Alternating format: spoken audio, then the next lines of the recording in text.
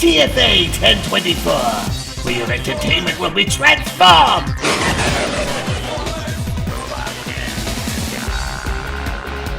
Transformers.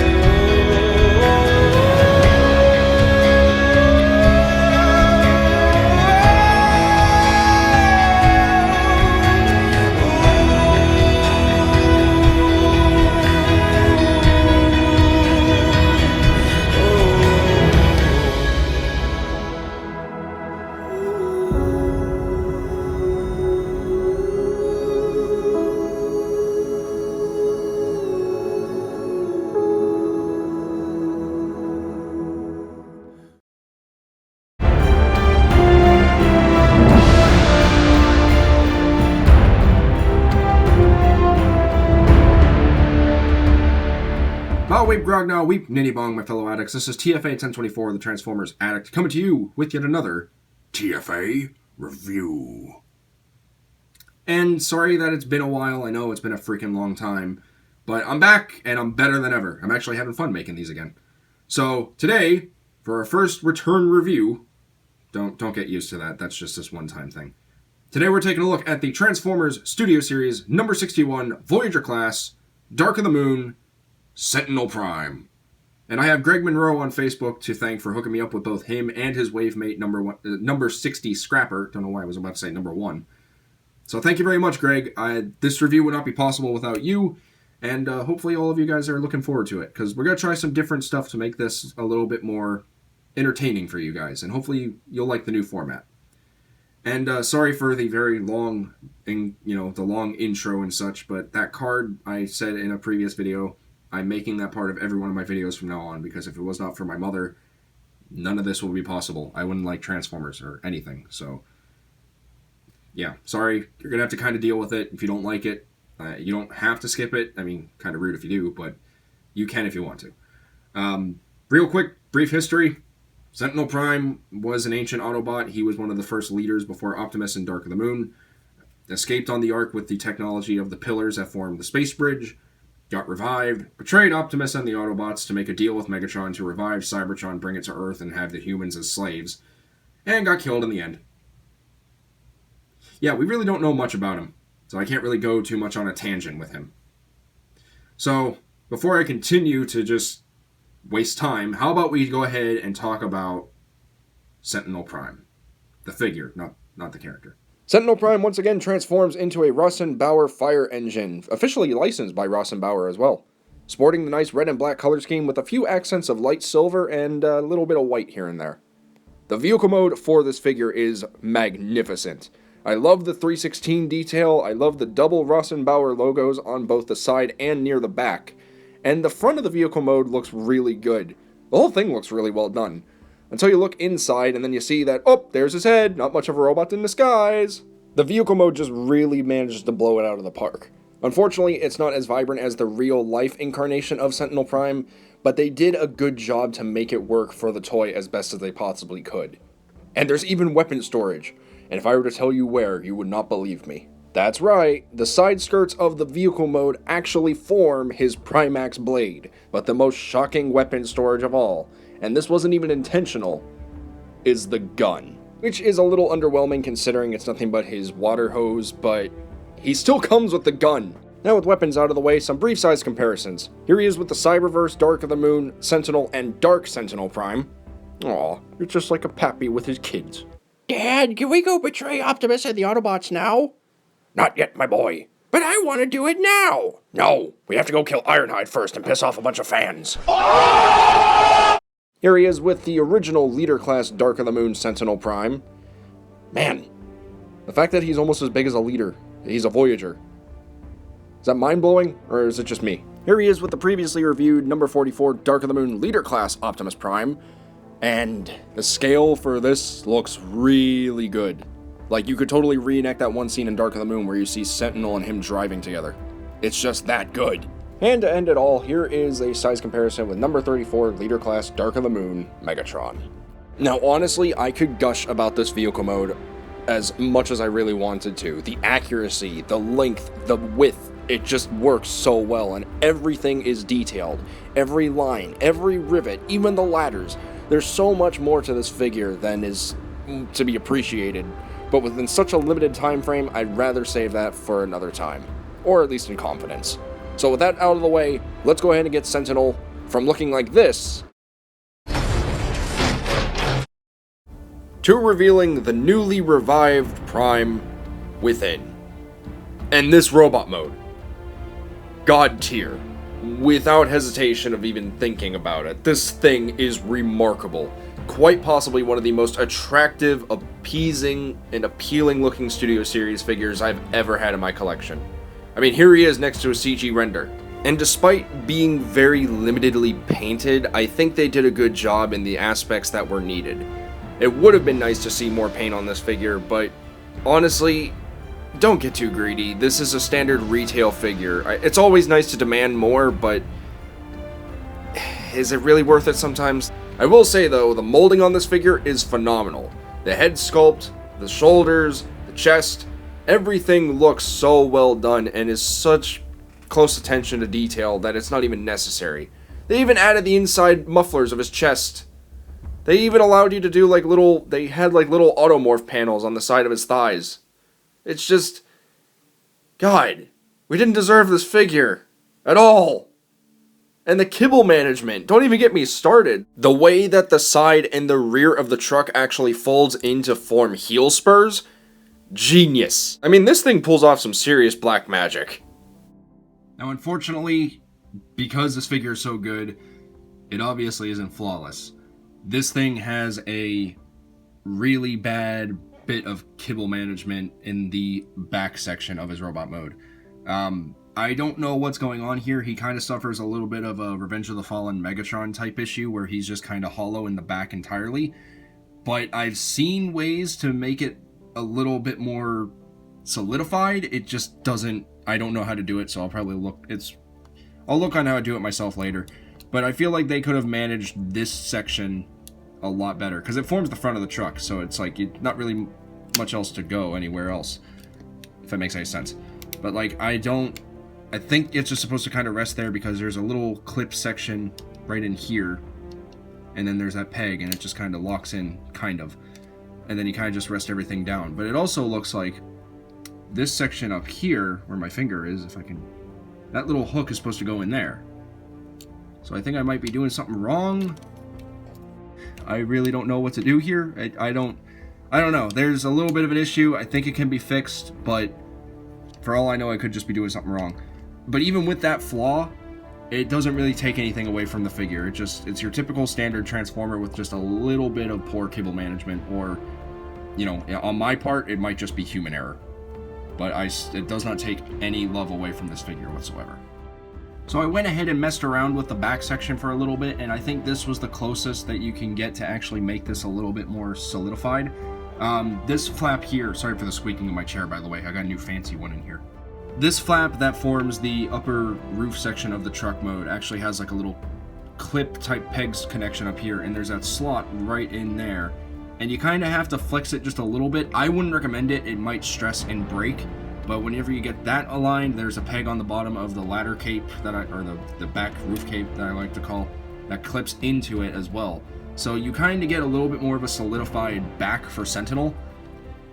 But honestly, even if it's a little hollow, it doesn't take anything away from the figure. But that does look a little bit more pleasing to the eyes. So if you want to try it that way, feel free. But be warned, you might be at risk of breaking that peg.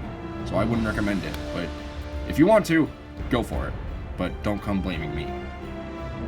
Now, before we move on to size comparisons and such, I think it's important to take notice of his weapons. He does come with his iconic Primax blade. I do believe that's what it's called. Please feel free to correct me in the comments respectfully down below. But it is nothing but the side skirts of the fire truck mode, and I think that's an ingenious way to do it. Now, to have him hold it, obviously he doesn't have any opening hands because it's a standard Voyager class figure. So, what you have to do is just hold it out, put one end in, like so, and then put the other one in, and just kind of let the peg meet his little buddy and then kind of just fix it that way while also connecting inside his hand. And you have his iconic Primax blade. Now, personally, I like the way that they manage the weapon, but at the same time, I can't enjoy it aesthetically.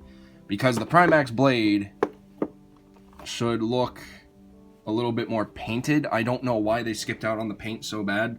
And also, I personally don't like the whole fact that, yes, while it is ingenious weapon storage for a standard Studio Series Voyager class figure, I really don't like it that it's just the side skirts of the fire truck on the other side. Like, you cannot unsee that now. But I do know that DNA Design is actually making an upgrade kit for Sentinel along with Blackout and Bumblebee. And I already made my pre-order, so hey, options, they're a thing. I don't want to steal MGO's thing, but it is true, options are a thing that exists, so you have your preferences. But I kind of like the way that this Primax blade looks. The only thing that bothers me is where the heck is his shield, man? Sentinel was known for the sword and the shield, and I get it, it's a Voyager class figure at like $30 retail, but come on! I mean, they managed to give us another accessory, which I didn't even think would be possible. Talk about that accessory right now. So if you guys are not aware, if you read instructions, obviously this was not included into it, I don't know, maybe it is, I don't read instructions. The fire hose here can come off. And you're probably asking you're probably asking me in the comments, well, TFA, why? Why does it come off? I don't know. I don't work for Hasbro. But I do know it is nothing but a simple friction hinge right there that does come off with relative ease, but you want to be careful, so give it a nice little tug. Make sure you don't strip that connection either, because that's going to be a pain in the butt to try to get that fixed again. So it's going to look, you're going to have a little nubbin on Sentinel. It's not really noticeable. He's going to look a little off, but that's okay. Because what you can do with this is you can fold it back up like it would be in robot mode. And there's a 5mm peg to port connection right there. Ladies and gentle addicts, rejoice, as Hasbro and Takara have done a wonderful thing by giving Sentinel Prime his Cosmic Rust cannon. Now you're probably asking me already, or thinking to yourself, well, technically he came with one with the Voyager class Dark of the Moon version, but it's whatever at that point. But like, this is just nice. It's all in one package. Finally, Sentinel actually has the Cosmic Rust cannon. And it doesn't look too bad, but it also doesn't look too good either. I will say though, for such a limited arsenal that he has weapon-wise, it's not too disappointing. Though he is missing one thing. His shield. So if you happen to have your old MechTech Leader class Sentinel Prime, this is nothing but a 5mm peg to port connection. Now you're thinking that possibly it won't fit just because it's a little, chipped off near the end, or it just might be my copy, I don't know. But it is still a 5mm peg to port connection, so if you want to, and you want to give him a big shield, because you gotta admit, the shield in the movie that he had was pretty big, he can actually have both his iconic weapons, and he doesn't actually look that stupid holding this thing either. Which I just find so great, to actually have a Sentinel with all three of his primary weapons in his arsenal. Well, I guess 2 primary and then the 1 show-off one, but yeah. Looks pretty dope if you ask me. One thing that I forgot to completely show off during the whole weapons compatibility thing with Sentinel's shield was that he can also hold the Dark of the Moon Voyager MechTech cannon that came with his old toy of Sentinel Prime. And honestly, I think this is a good representation of the original Cosmic Rust cannon, because it does have that little barrel, but it also has like that giant bulk. So if you wanted to have an actual proper Cosmic Rust gun, it's a very loose fit, but a little bit of super glue goes a long way, and he can hold it, and it doesn't look too stupid. So if you want him to get ready to kill Ironhide, that's something you can do, if you want to do it. Now for some brief size comparisons, here he is with his Cyberverse incarnation and his Cyberverse Dark incarnation. And obviously it's not going to be as big as the actual Sentinel, but it is nice to see the evolution of the character, because technically this was his first toy. Here he is with the Dark of the Moon MechTech Voyager Sentinel Prime. And yeah, that thing didn't age well. If you want a good Sentinel, he wins. He wins so much more. Here he is with his Leader Dark of the Moon incarnation. And again, it's a good leader, but I think if you want the Prime, Sentinel Prime, Studio Series is your way to go. Also, you guys better be grateful. I had to transform that leader. That thing's still a pain in the butt, even after 11 years. 11? 10? Yeah, whatever. Here he is with my previously reviewed Dark of the Moon number 44 Studio Series Leader Optimus. And that is a sight that I've wanted to see for so long, and I am so glad Sentinel exists now just for that. And as a bonus, here he is with number 34 Leader Class, Dark of the Moon, Megatron. And I think it's safe to say that the scale works really well, in my personal opinion. Studio Series prides itself on scale, and I know a lot of people are going to be like, but TFA, Megatron is not that big compared to Optimus. I don't care. I personally like the way that this turned out. And I love that I can see all three of these guys together in the same room. It's beautiful. Let me enjoy this. Personally, I don't really want to go into articulation all that much. I could take it or leave it. I don't really care for it. I understand sometimes people watch reviews for the sheer sake of understanding what kind of poses that this figure can be put in. It can be put in as many poses as imaginable. I mean, he can bend his arms, rotate his shoulders, rotate his head slightly just because of the way that the helmet is molded and the way that his beard gets in the way. Can't really get any ankle pivots or anything. There's not too much that you can do with him, but there is a lot that you can do with him as well. If it makes any sense. Again, sorry for the chair squeaking. Get used to that. But yeah, overall, this is honestly my go-to Sentinel Prime from this day forward. I am so glad I got this. It is quite possibly one of my favorite figures, and I will forever enjoy this thing till the day that this thing ends up imploding on itself, just like a good majority of the Studio Series figures have already.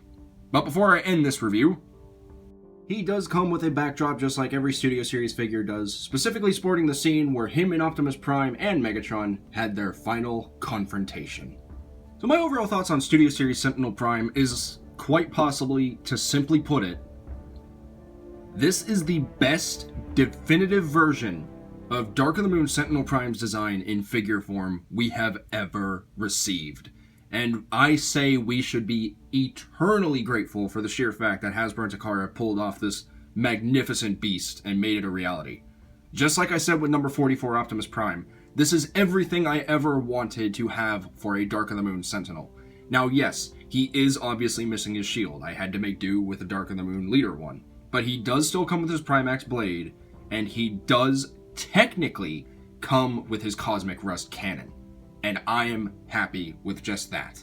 If he did come with a shield, it would have made it a little bit better. But taking something as nostalgic as the Leader shield and putting it onto a modern day figure like this kind of brings the best of both worlds into a sense.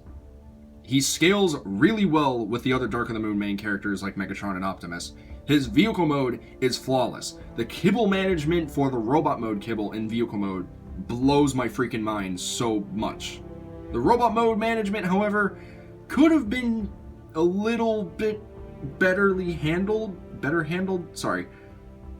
but it's forgiven in certain aspects, because there's only so much you can do with designs that are so intricate like this.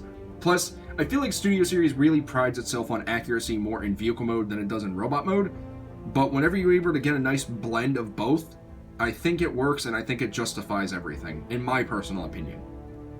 So yeah, if you definitely want to add a god tier like Sentinel Prime to your collection, pick this beauty up.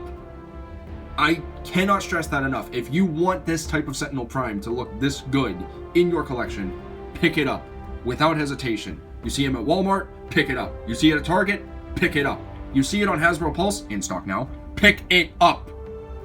Because while he's not necessarily a necessity to your collection, Studio Series Sentinel Prime is an absolute beauty and a very wonderful welcome addition to your movieverse, Autobots or Decepticons.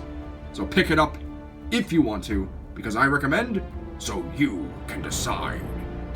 But that's pretty much all there is to say, my fellow addicts. Let me know what you guys thought about the brand new format that I'm trying.